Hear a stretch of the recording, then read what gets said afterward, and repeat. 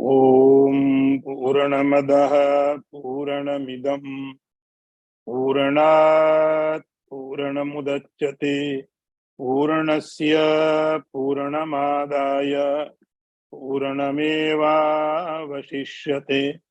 ओम शांति शांति शांति। शंकरं शंकराचार्यं केशवं वादरायणं सूत्र भाष्यकृतौ वंदे भगवन्तौ पुनः पुनः। ईश्वरो गुरुरात्मेति मूर्तिभेद विभागिने व्योमवद्व्याप्तदेहाय दक्षिणामूर्तये नमः। ओम शांति शांति शांति।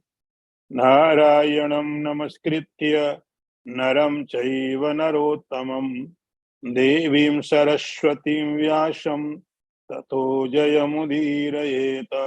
ओम शांति शांति शांति।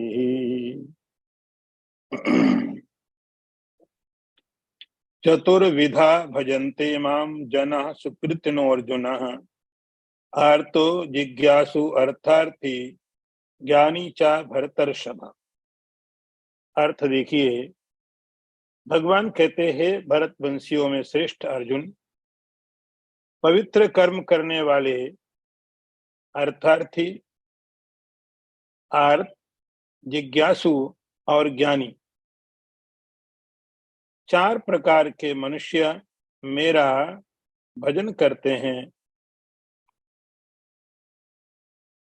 मेरी उपासना करते हैं।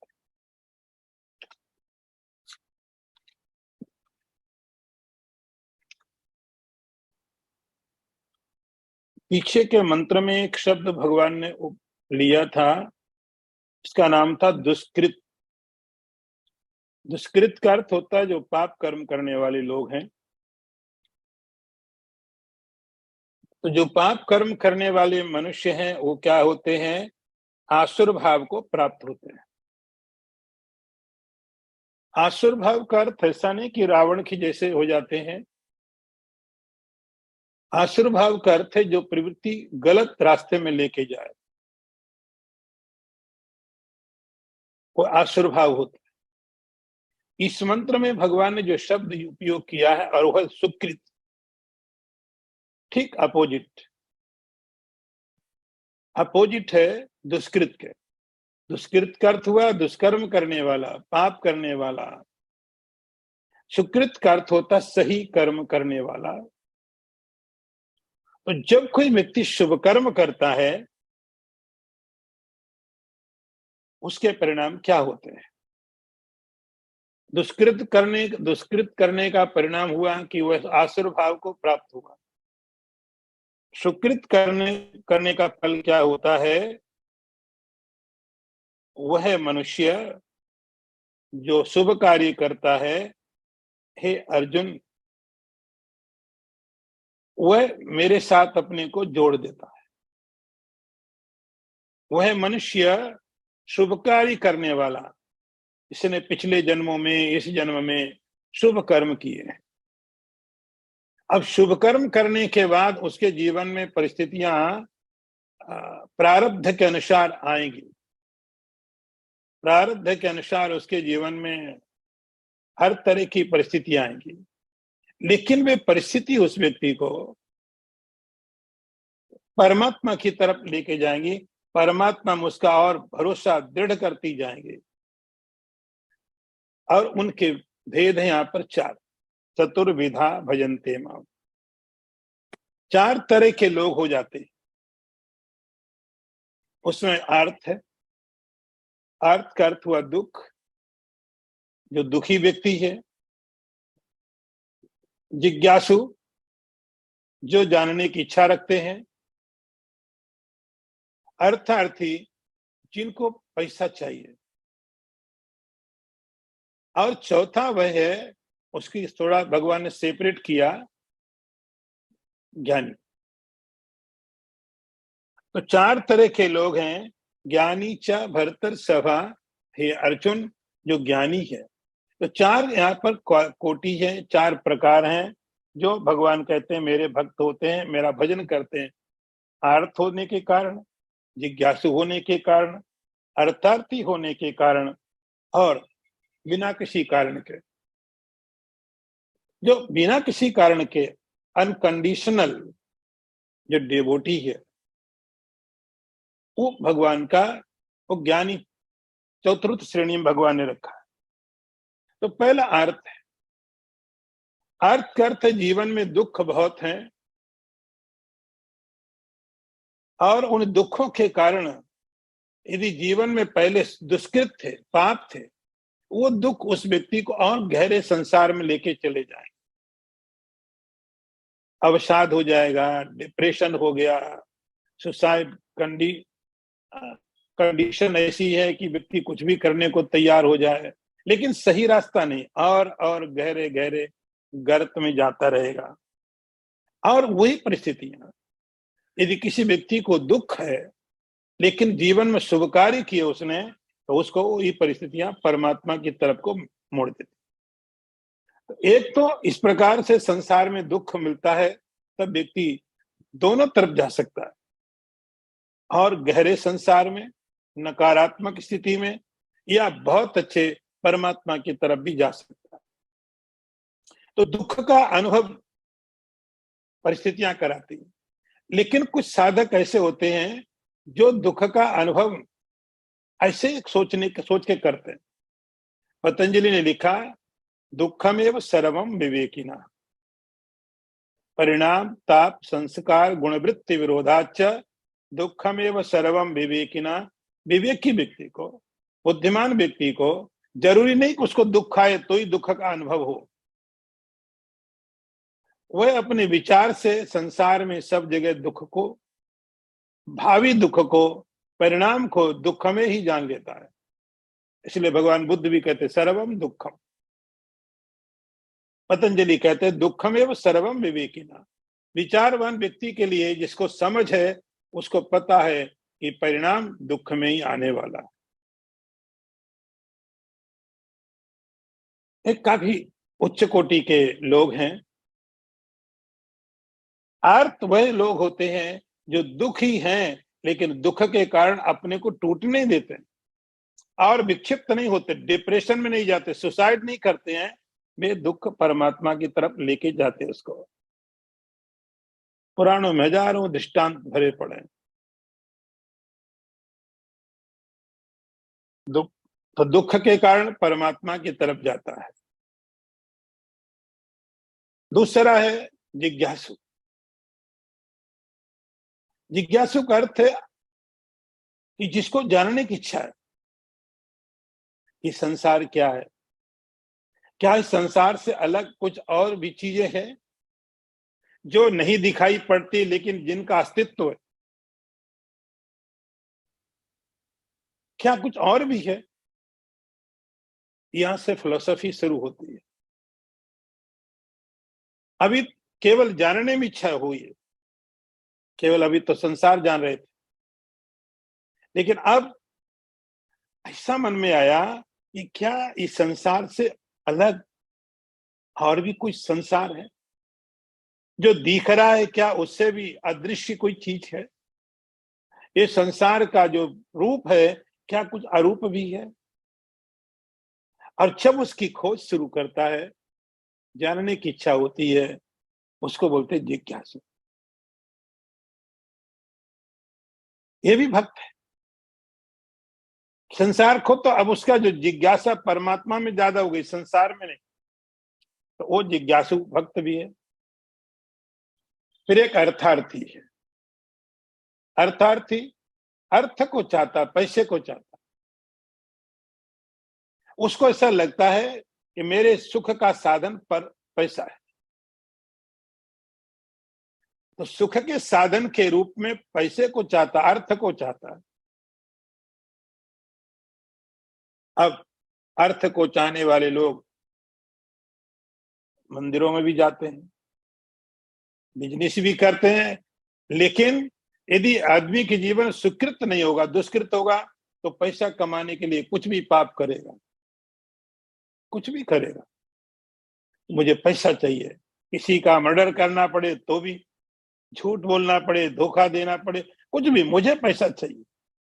तो यदि दुष्कृत जीवन में है, तो वो दुष्कृत व्यक्ति को जीवन में पैसे कमाने के लिए पाप भी करवाएंगे। लेकिन यदि सुकृत है और धन भी चाहिए, ऐसा व्यक्ति धर्म पूर्वक संसार में धन कमाएगा और परमात्मा से भी धन प्राप्त करने की इच्छा करेगा। कोई बुराई नहीं। आप परमात्मा से धन प्राप्त करने की कोशिश करते, कोई बुराई। भगवान कहते हो भी मेरा भक्त है। कोई आपने जो भी संकल्प किया है, आप कोई पूजा करते हैं, पाठ करते हैं धन प्राप्ति करने के लिए, भगवान कहते अर्थार्थी, अर्थ के द्वारा, पैसे के द्वारा मुझे प्राप्त करने की कोशिश कर रहा है। पैसा चाहिए लेकिन परमात्मा के द्वारा। तो तीन ये क्लास हो गए। दुख के कारण हॉस्पिटल में डॉक्टर ने बोल दिया अब मैंने जो करना था कर लिया, लेकिन हालत अभी भी क्रिटिकल है, कुछ कह नहीं सकता। अब एक ही तरीका बचा, तुम भगवान से प्रार्थना करो। हर व्यक्ति के हाथ जुड़ जाते हैं उस समय में। ऐसी दुख की परिस्थितियों में हर व्यक्ति का हाथ जुड़ करके नास्तिक व्यक्ति भी ईश्वर को याद करने लगता है। तो दुख के कारण ईश्वर को याद किया, जिज्ञासा में परमात्मा को याद किया, या पैसा प्राप्त करने के लिए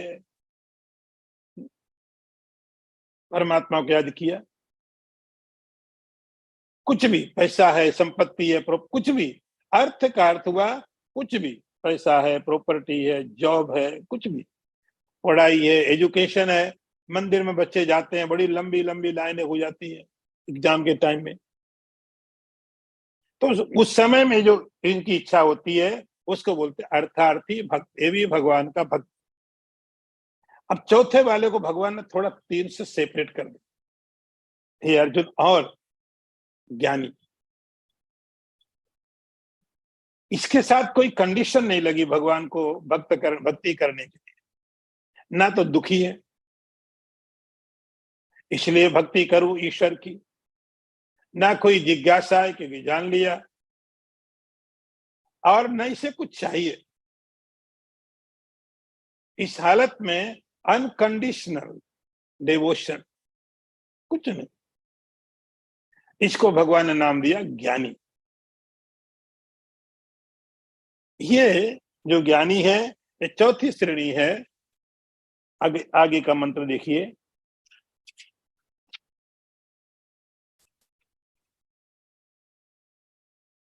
तेषां ज्ञानी नित्ययुक्तः एक भक्तिर विशिष्यते, प्रियो ही ज्ञानिनोत्यर्थम अहम सच मम प्रियः।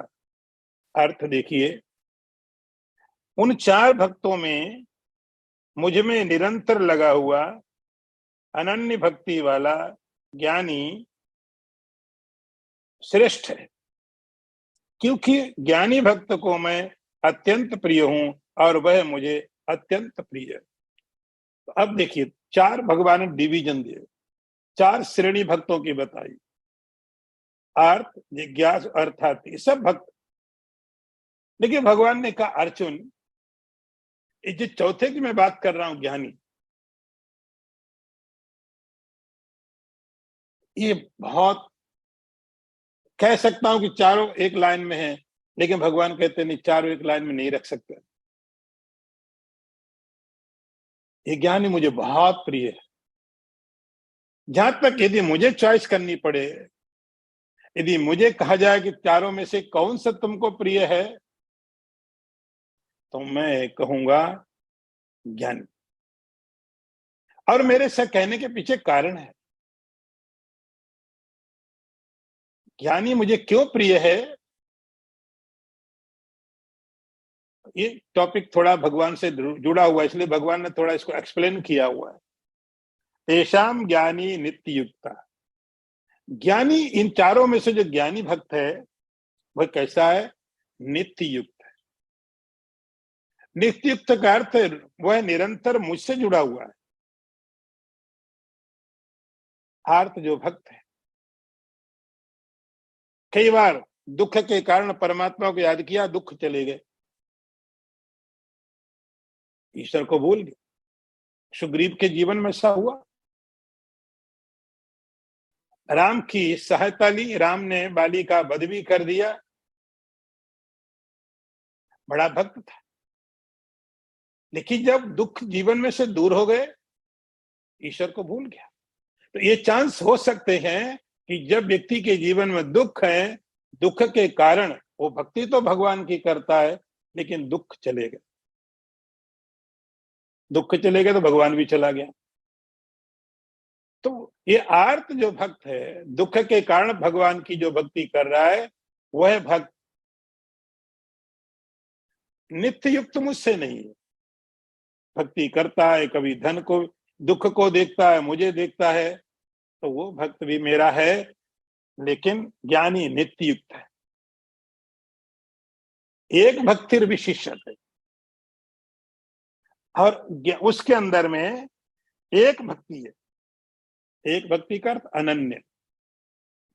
वह ज्ञानी भक्त ईश्वर को छोड़ के न किसी का सहारा लेता। जब आप लोग नारद भक्ति सूत्र सुन रहे थे, तो नारद जी ने उसकी व्याख्या की, अनन्य की। नारद ने कहा था, अन्य आश्रयाणाम परित्यागः। अन्य जो आश्रय है, ईश्वर को छोड़ के और कोई आश्रय नहीं है, ईश्वर को छोड़ के कोई सपोर्टिंग सिस्टम नहीं है, कुछ नहीं चाहिए, ईश्वर काफी है। यदि ईश्वर का मैंने सहारा लिया है, ईश्वर को मैंने समर्पित अपने आप को कर दिया है, ईश्वर तो सब कर सकता है। ऐसा जो विश्वास, यदि मैं ईश्वर को समर्पित हूं, ईश्वर सब कुछ कर सकता है। जो काम धन से हो सकता है, ईश्वर वो भी कर सकता है। जो काम डॉक्टरों से हो सकता है, ईश्वर वह भी कर सकता है। जो काम शास्त्रों को पढ़ने से हो सकता है, ईश्वर वो भी कर सकता है। इसीलिए उसका नाम दिया एक भक्त। और किसी का भक्त नहीं, न धन का, न पद का, न प्रतिष्ठा का, न दुख से भयभीत है। एक भक्तिर विशिष्ट है। तो भगवान कहते हैं, अब इसकी थोड़ी श्रेणी आप क्लास समझिए। तो बाकी भक्त भी भक्त हैं। तीन को भगवान एक कोठी में रख दिया, एक श्रेणी में रख दिया। एक चौथे को, ज्ञानी को भगवान ने थोड़ा अलग किया है। अर्जुन, ये जो ज्ञानी है, अत्यर्थम अहम, तो ये मुझे बहुत प्रिय है, ये मुझे बहुत अच्छा लगता है। दूसरे भक्त भी ठीक है, लेकिन ज्ञानी मुझे बहुत प्रिय है, क्योंकि ज्ञानी को मैं प्रिय हूं। परमात्मा जस्ट केवल रिफ्लेक्शन, आप अपने आप को देखते हैं। ईश्वर जैसा आप यहाँ सोचते हैं, वैसा ही आपके बारे में ईश्वर भी सोचता है। इस ज्ञानी भक्त को सच्चम मम प्रियः, उस ज्ञानी भक्त के लिए भगवान कहते हैं, सबसे ज्यादा प्रिय मैं हूं, और विदाउट एनी कंडीशन। कि आप मुझे धन दो तो मैं मंदिर में आके सेवा करूं, आप मेरी ये बीमारी ठीक कर दो तो मैं ये उपास करूंगा, आप मुझे ज्ञान दे दो, तो कोई कंडीशन नहीं। बिना एक कोई कंडीशन के वह मुझे प्रेम करता है, और उसका सबसे ज्यादा प्रिय मैं ही हूं। इसलिए हे अर्जुन, सच मम प्रिया, यदि मुझसे पूछो इस संसार में यदि कोई मुझे सबसे ज्यादा प्रिय है, तो वह ज्ञानी। तुलसीदास जी ने कुछ ऐसे ही लिखा, सब मम प्रिय सब मम उपजाए, सबसे अधिक मनुज मोहि भाए। तो भगवान कहते सब मुझे प्रिय है, क्योंकि सृष्टि मेरी है, निर्माण मेरा है, क्यों नहीं मुझे अच्छा लगेगा। लेकिन ये जो ज्ञानी है, इसको मैं बहुत प्रेम करता हूं। आगे के मंत्र को देखिए। उदारः सर्व एवैते ज्ञानी त्वात्मैव मे मतम् आस्थिता सही युक्तात्मा मामेव अनुत्तमाम गतिम। अर्थ देखो, पहले बताए गए सब के सब चारों भक्त बड़े उदार हैं, श्रेष्ठ हैं, परंतु ज्ञानी प्रेमी तो मेरा स्वरूप ही है, ऐसा मेरा मत है। कारण कि वह मुझसे अभिन्न है और मुझ में ही दृढ़ स्थित रहता है। अब एक क्वेश्चन आ गया। भगवान ने कहा कि मुझे ज्ञानी बहुत पसंद है। सवाल हुआ बाकी तीन भक्त का क्या है? जो तीन भक्त थे उनके बारे में आपकी क्या राय है? तो भगवान उनके लिए एक शब्द का प्रयोग करते हैं, उदारा सर्व एवैत। ये सब उदार है, सब उदार है। उदार को थोड़ा समझना पड़ेगा। यहाँ उदार क्या होता है? भगवान कहते चारों मेरे जो तीन हमने और बताए थे ज्ञानी को छोड़ के, और ज्ञानी ये सब के सब उदार है, सबको आदर करना चाहिए। उदार का अर्थ होता है कि संस्कृत में यदि सीधे सीधे हम समझें कि जो व्यक्ति छोड़ने को तैयार होता, कुछ जो व्यक्ति कुछ छोड़ सकता है आसानी से, छोड़ना पड़ता है, मजबूरी होती, लेकिन जो व्यक्ति आसानी से छोड़ सके उसको उदार बोलते हैं। जो हंसते हुए छोड़ सके,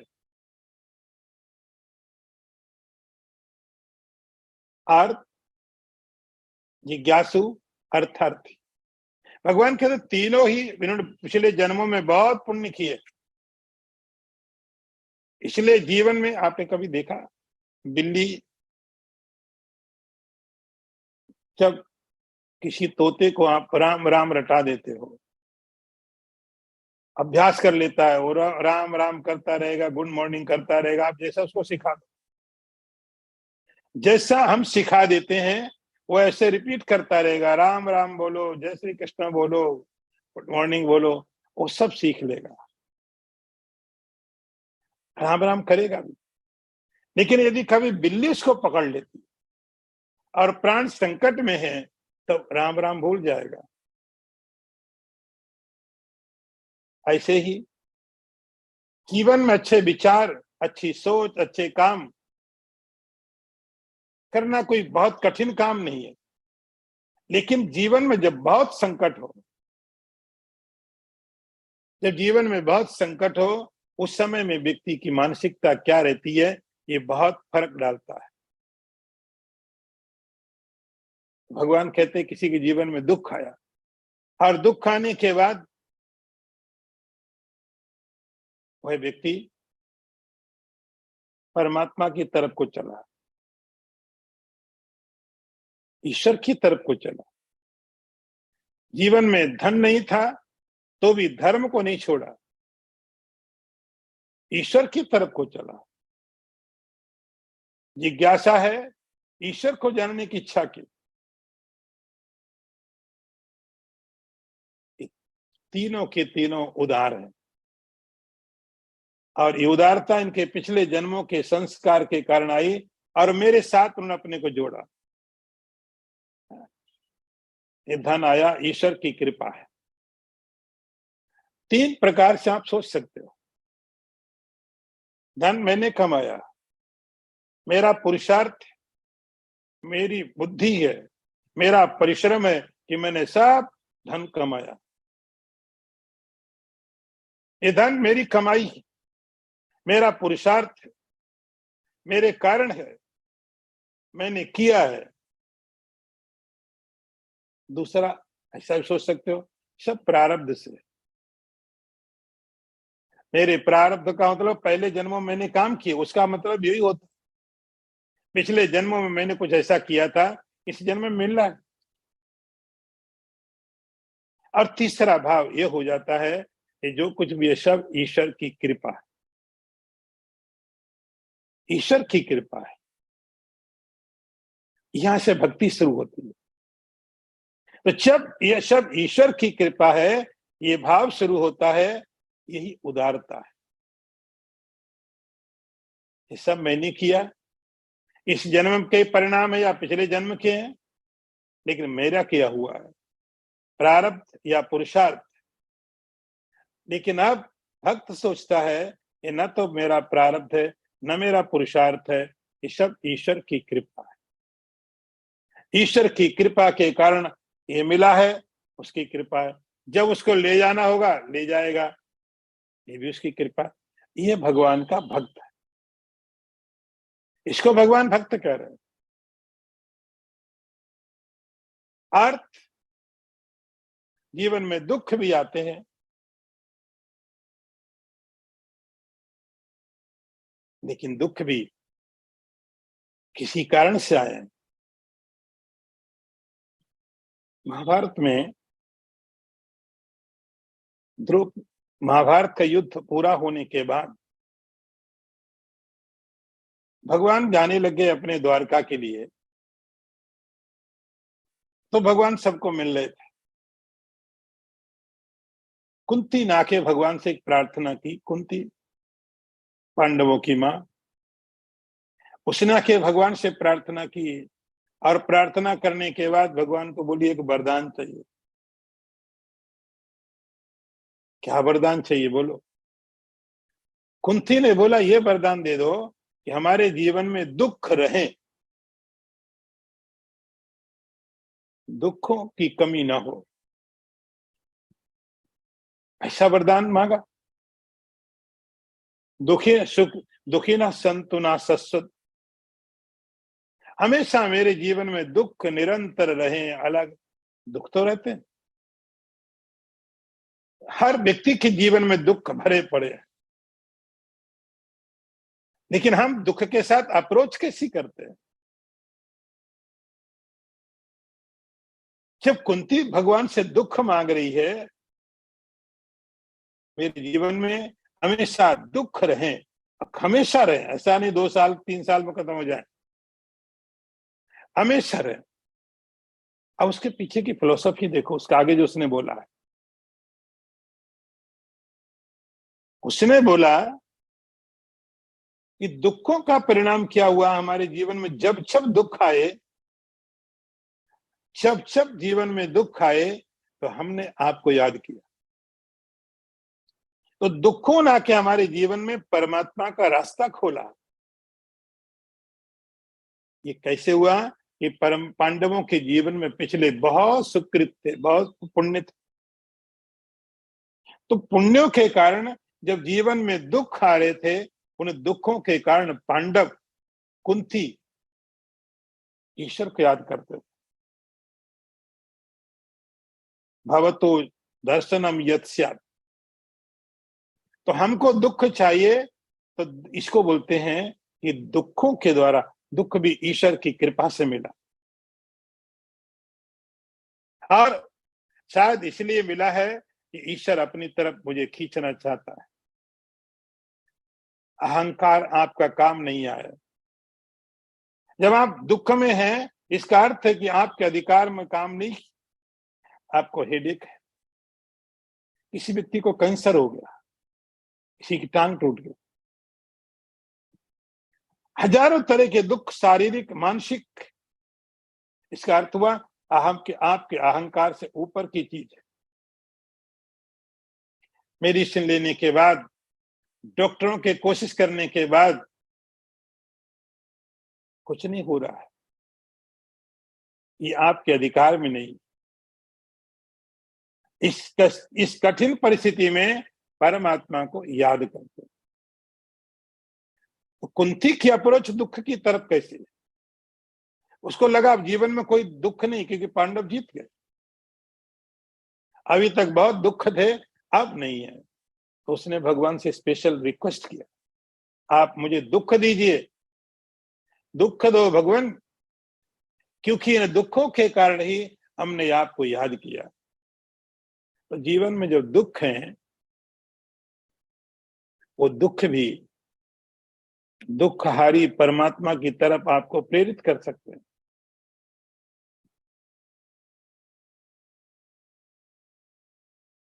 तो ये सब भगवान के तो उदार, जिज्ञासु हो, अर्थार्थी हो,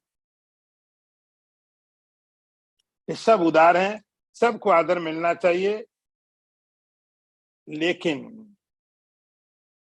इसलिए यदि कोई अर्थार्थी अर्थ के कारण मंदिर में भगवान की सेवा कर रहा है कि चलो इतना व्रत करेंगे तो ये पैसे मिल जाएगा, इतना उपवास करेंगे तो ये मिल जाएगा, भगवान कहते ठीक है, तो मेरे भक्त सब उदार है। लेकिन जहां तक सवाल ज्ञानी का है, ज्ञानी का जो क्वेश्चन है, भगवान उसके लिए और स्पेशलाइज कर देते हैं, आत्मैव मे मतम, ज्ञानी तो मेरी आत्मा है। आत्मा,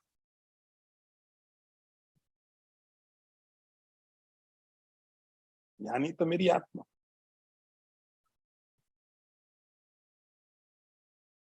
आत्मा का मतलब हुआ जैसे किसी व्यक्ति में सब कुछ हो,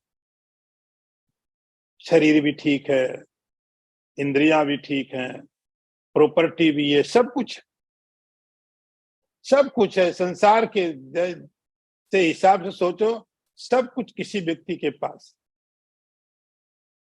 लेकिन उसकी आत्मा चली जाए शरीर को छोड़ के, सब कुछ है लेकिन शरीर में आत्मा ना हो, सब जीरो है। भगवान कहते मेरी जो आत्मा है ज्ञानी है, ज्ञानी तो आत्मैव मे मतम, ये मेरी आत्मा है। मेरा होना संसार में ज्ञानी का होना ही मेरा होना है। मैं अपने आप को ज्ञानी के द्वारा प्रकट करता हूं संसार में, ज्ञानी भक्त के द्वारा ही मैं संसार में घूमता हूं। इसलिए कभी किसी ज्ञानी की पूजा होती है तो सीधे ईश्वर की पूजा होती है, उसका सम्मान परमात्मा का सम्मान, उसका निरादर ईश्वर का निरादर। भगवान कहते ज्ञानी तो मेरी आत्मा है, मेरा सार है, मेरा इसेंस। जो ज्ञानी हमेशा ही मुझसे मुझसे युक्त रहता, और कोई चाह नहीं है कि मुझे ये चाहिए वो चाहिए, देव इस लोक में परलोक में कहीं पर भी। तो ज्ञानी की भगवान ने दो तीन बातें बताई कि मुझसे ही हमेशा जुड़ा रहता, आस्थिता। आस्थिता का मतलब है जीवन में दुख आए तो भी मुझसे जुड़ा हुआ है, जीवन में सुख आए तो भी मुझसे जुड़ा हुआ है, कुछ भी आए लेकिन उसका संबंध, उसका कनेक्शन मुझसे हमेशा रहता है। इसलिए अर्जुन वह ज्ञानी मेरी आत्मा है। अगला मंत्र भी देखिए,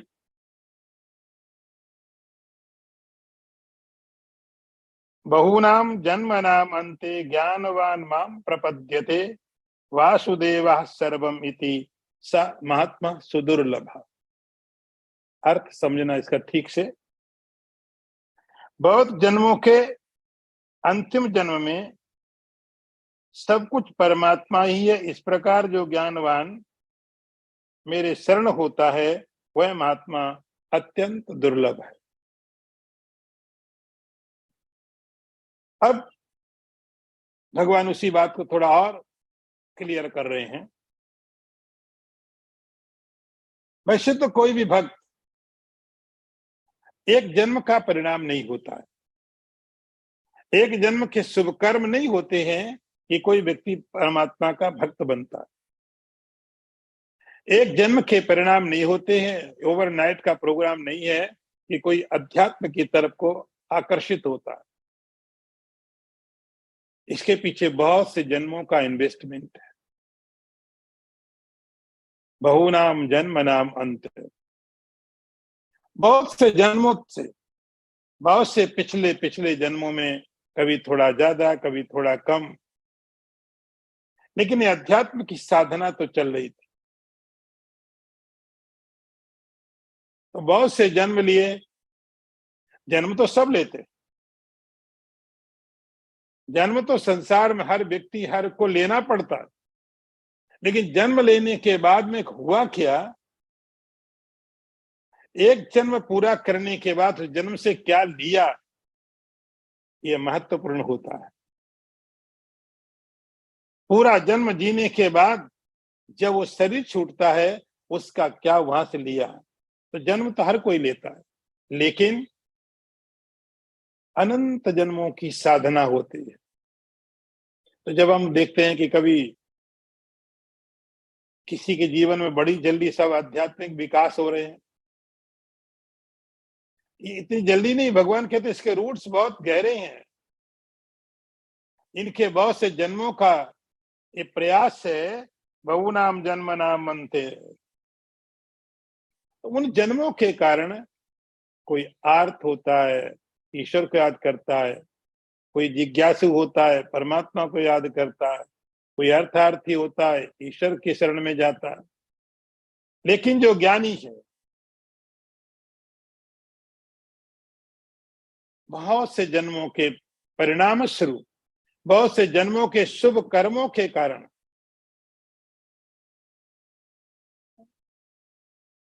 ये थोड़े जन्मों का काम नहीं है। ना अल्प तपसा फलम, ऐसा लिखा है। थोड़े तप का फल नहीं, बहुत सी तपस्याएं हुई हैं अनंत जन्मों में, बहुत बहुत इकट्ठा करते, step by step, step by step. अब आखिरी जो जन्म आया है, ज्ञानवान माम प्रपद्यते, अब उसको ज्ञान हुआ। वो भी पहले अर्थार्थी रहा होगा, वो पहले जिज्ञासु था, वो पहले दुखी भी था, वो स्टेप पार किए उसने। तो जब जीवन में ऐसा मौका मिला कि हम अर्थार्थी हैं, अर्थ के लिए परमात्मा को याद करते हैं, अच्छी बात है, लेकिन इसके आगे एक और स्टेप भी है। हम दुख में ईश्वर को याद करते हैं, कोई बुराई नहीं है, लेकिन इसके आगे एक और भी स्टेप, और स्टेप ज्ञानी का है।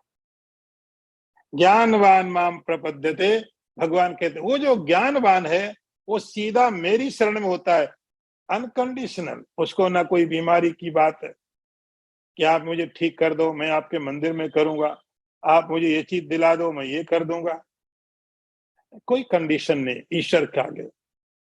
माम प्रपद्यते, मेरी शरण में आता है, और शरण में आने के बाद उसका अनुभव क्या है।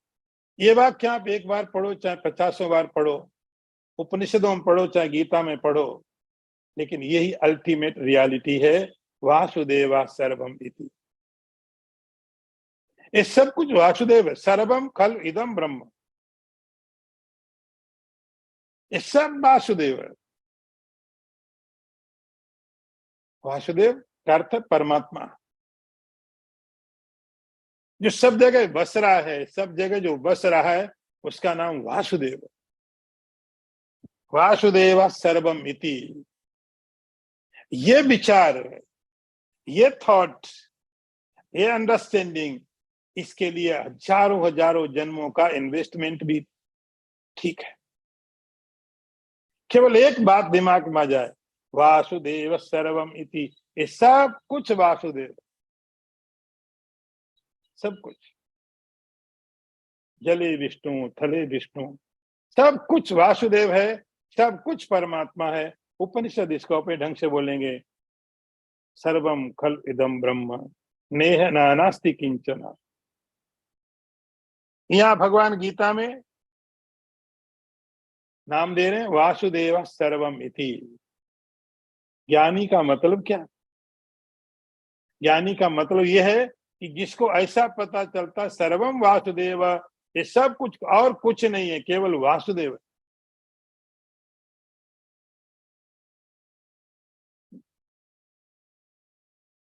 सब कुछ वासुदेव। एक आदमी एक दिन एक महात्मा के पास में गया, गरीब आदमी। बोले, आप हमको ईश्वर के बारे में कुछ बताओ, परमात्मा के बारे में बताओ। महात्मा ने कहा, इस संसार में तुम किसी से प्रेम करते हो? उसने कहा, मैं गरीब आदमी हूं, कुछ नहीं, घर परिवार कुछ नहीं, अकेला, कुछ भी नहीं, न घर है न फैमिली है। महात्मा ने कहा, फिर भी सोचो, कुछ तो सोचो, कुछ तो कोई तो होगा। उसने कहा, हाँ, मेरे पास एक भैंस है, जो भी है मेरी प्रॉपर्टी वही है, उसी से मैं प्रेम करता हूँ, वही मेरे काम की आजीविका चलाती है। महात्मा ने कहा, ठीक है, तुम जाओ, जिसकी तुम देख रेख करते हो, सेवा करते हो, अब तुम ये सोच के सेवा करो, इसके अंदर में ईश्वर वासुदेव रहता है, परमात्मा इसके अंदर में है, मैं उसकी सेवा कर रहा हूं। 6 महीने के बाद आओ।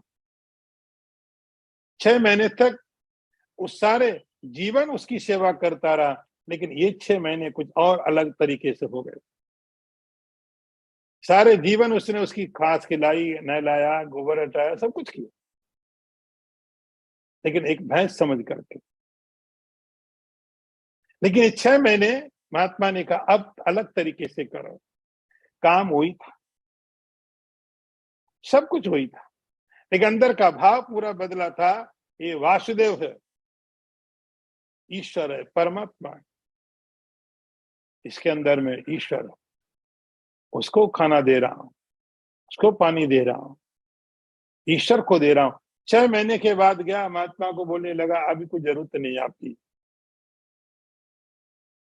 मैंने अपने परमात्मा को उसमें देख लिया, और जब मैंने उसको वहां देख लिया तो सारे संसार में मैं उसको देख सकता हूं। मैंने उस ईश्वर को अपने भैंस के अंदर देख लिया, उसकी 6 महीने सेवा कर ली, बस 6 महीने में अब ये सारा संसार मुझे ईश्वर में हो गया, क्योंकि मैंने वहां देख लिया। अब वही ईश्वर सारे संसार में मुझे दिख रहा है। वासुदेवा सर्वमिति, ये सब वासुदेव है, ऐसा समझ हो जाए, ऐसा ज्ञान हो जाए, यही ज्ञानी है।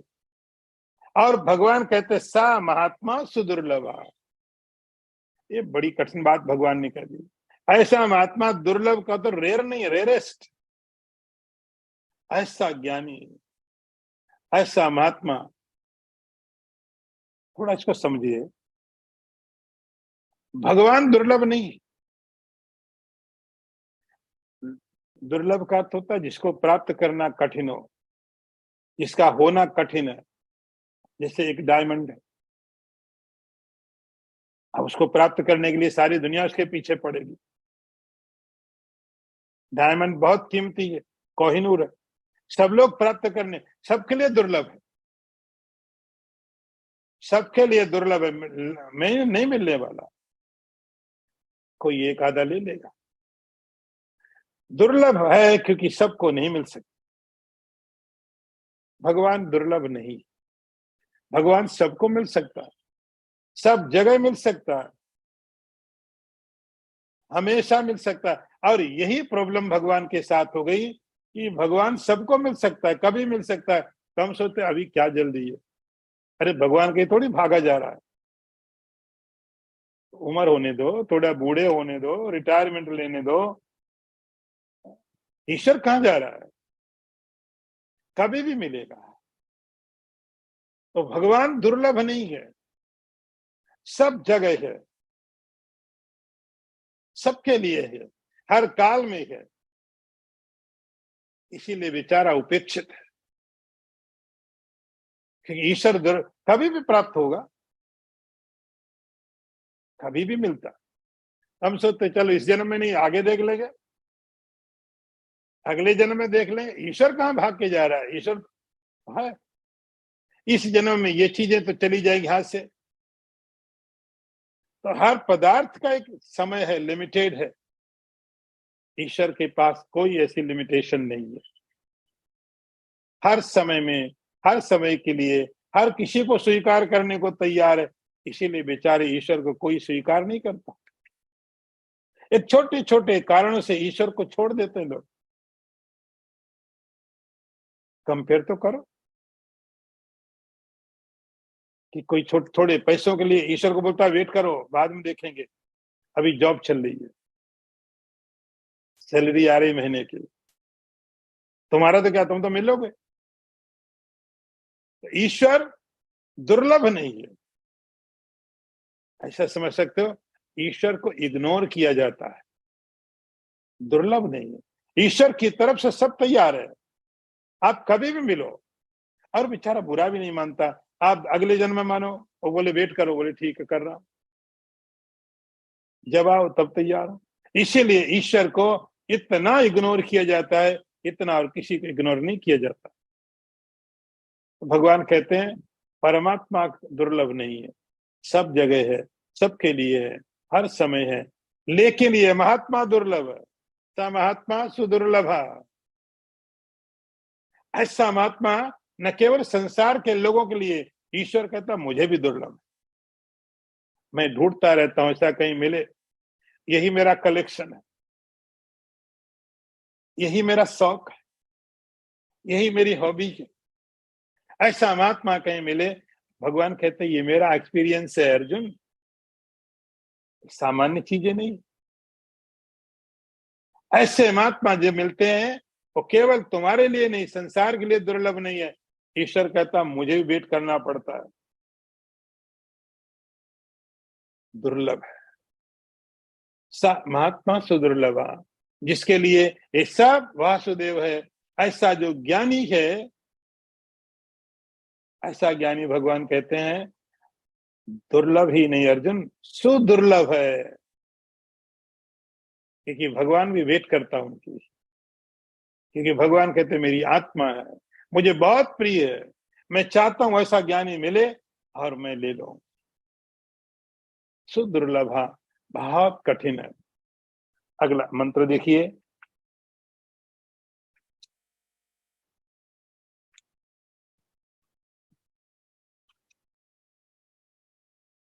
कामैस्तैस्तैरृतज्ञानः प्रपद्यन्ते अन्य देवतः तम तम नियमम आस्थाय प्रकृत्याः नियतः स्वया।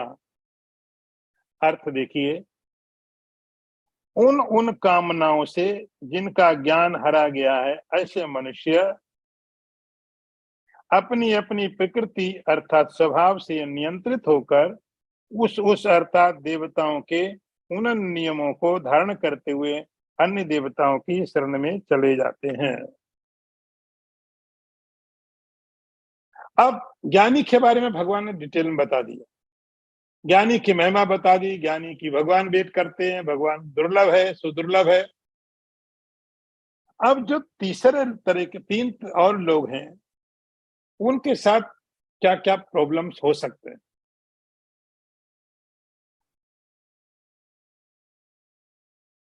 उनके अंदर ईश्वर का ज्ञान तो है, समझ है, लेकिन ज्ञान इतना पावरफुल नहीं है जितनी पावरफुल उनकी इच्छाएं हैं। किसी व्यक्ति के अंदर में अर्थ की इच्छा है, धन की, किसी के अंदर दुखों से दूर जाने की इच्छा है, ईश्वर का ज्ञान भी। तो उनका जो ईश्वर का ज्ञान है, ईश्वर का स्वभाव मालूम है, ईश्वर के गुण मालूम है, ईश्वर की महिमा मालूम है, लेकिन क्या होता है, उनकी जो इच्छाएं हैं, उनकी जो डिजायर्स हैं, वो बहुत स्ट्रांग होते हैं। अब उनकी जो इच्छाएं उनके ज्ञान को दबा देती है। ज्ञान है लेकिन इच्छाओं ने आके ज्ञान को दबा दिया। कामैस्तैस्तैर्हृत ज्ञान, उनका ज्ञान इन कामनाओं से, इच्छाओं से हरण कर लिया जाता। फिर ये देखते हैं कि मुझे तो ये प्राप्त करना है, मेरा उद्देश्य है कि मुझे ये प्राप्त करना है। अब ये देखो, ये किससे मिल सकता है? किससे मिल सकता है? किसी ने बता दिया आपको यदि ये प्राप्त करना है तो आप हनुमान जी की पूजा करो। हनुमान जी की पूजा करने लगे। कुछ समय तक हनुमान जी की पूजा की, जब नहीं मिलता दिखाई पड़ा तो लगा हनुमान जी बेकार है। फिर पूछा अच्छा और कोई विकल्प है? बता दिया गणपति की पूजा करो। चलो गणपति के पीछे लग जाते हैं। प्रपद्यन्ते अन्य देवता। फिर शास्त्रों में लिखा है आपको क्या चाहिए उसके हिसाब से देवता है। स्वर्ग की प्राप्ति करनी है, देवताओं की उपासना करो। अन्न की प्राप्ति करना है, अदिति की उपासना करो। विद्या की प्राप्ति करनी है, भगवान शिव की आराधना। तो अलग अलग देवताओं से धन चाहिए, लक्ष्मी चाहिए तो लक्ष्मी को पूजा करो। तो ऐसा शास्त्रों में बताया गया है, इस कामना की पूर्ति के लिए ये देवता की पूजा करो। अब चूंकि मेरी कामना तो उसकी, मेरी डिजायर उसको प्राप्त करने का, कोई पदार्थ कुछ भी है। तो जब मुझे ये पता चला इसकी पूजा करने से ये प्राप्त होगा, तो फिर मैं उस देवता की पूजा करना शुरू करता हूं। प्रपद्यन्ते अन्य देवता। अन्य देवता मतलब ईश्वर तो वही है, लेकिन अलग तरीके से ईश्वर की पूजा करना शुरू कर देता हूँ। वो देवता के रूप में, कभी विष्णु के रूप में, कभी शिव के रूप में, कभी हनुमान जी के रूप में, कभी गणपति के रूप में। तो जैसा बताया जाता है इसकी पूजा करो। तम तम नियमम आस्थाय। और उसके जो नियम है कि आपको ये प्राप्त करना है तो अनुष्ठान का नियम आप ये करिए, ये नियम करो, 16 सोमवार करो, एक बार भोजन करो, एक बार ये करो। कहीं कहीं अलग अलग सात्विक, राजसिक, तामसिक अलग तरीके पूजाओं का विधान है। अब चूंकि मेरी डिजायर इतनी अच्छी है, मेरी चाह इतनी ज्यादा प्रबल है कि मैं सात्विक पूजा भी करने को तैयार हूँ, राजसिक पूजा करने को तैयार हूँ, और जरूरत पड़ी तो मैं तमोगुणी पूजा करने को भी तैयार, क्योंकि मुझे चाहिए। तम तम नियम आस्थाय प्रकृतिया नियत स्वया। तो मेरा जो उद्देश्य है, मेरी जो चाह है, एक ऑब्जेक्ट, एक कुछ भी है, दुख से दूर कर जाना। अब उस दुख से दूर जाने के लिए अब मुझे जो भी करना पड़े, किसी ने तांत्रिक ने बोला ये पूजा कर दो, तो मैं सात्विक पूजा भी करूंगा, राजसिक पूजा भी करूंगा, तामसिक भी करूंगा, क्योंकि मेरा उद्देश्य क्या है, वह दुखों से दूर जाना या किसी संपत्ति की प्राप्ति। नियता स्वया। क्योंकि जैसी मेरी प्रकृति है, तो अपनी प्रकृति के अधीन होकर के, अपने स्वभाव के अधीन होकर के, मेरी स्वभाव के कारण मेरी जो इच्छाएं हैं, मेरी जो डिजायर है, वो बहुत पावरफुल है। तो ईश्वर का ज्ञान है, लेकिन ईश्वर के उस ज्ञान को हरण कर लिया जाता है। ईश्वर का ज्ञान है, लेकिन कामना इतनी ज्यादा प्रबल है। इसीलिए देखते कई मंदिरों में बड़ी भीड़ होती है। मैंने सुना कहीं एक भगवान है, बोले उनके मंदिर में जाके दर्शन करो तो वीजा मिल जाता है। वीजा वाले हनुमान जी नाम पड़ गया उनका। कहीं किसी की कंट्री का वीजा चाहिए तो हनुमान जी का बड़ी लंबी लाइन है। एम्बेसी में लोग कम पैद में जाएंगे, पहले हनुमान जी के पास जाते हैं, अपना पासपोर्ट रख दिया। तो जैसी एक धारणा हम बना लेते हैं और धारणा के हिसाब से हम पूजा शुरू कर देते हैं। तो हमारा उद्देश्य तो हुआ क्या, ईश्वर का जो ज्ञान था वो इच्छाओं ने हरण कर लिया।